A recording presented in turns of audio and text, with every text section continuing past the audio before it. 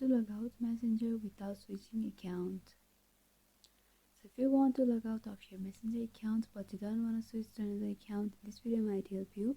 So make sure you watch this video till the end and do subscribe to our channel for more videos like this. So let's get into the video. So basically, when you tap over the three bar horizontal line in the left upper corner, you'll be able to see the drop down with a profile. You just can tap over there, but here in order to log out, you just have to switch to the account. But if you don't want to switch account but want to log out, then you have to log out of your Facebook account. For that, you just can go back and you have to open up the Facebook, and you have to tap over the three bar horizontal line at the right upper corner, and you just have to scroll down to the bottom, and here's the logout option.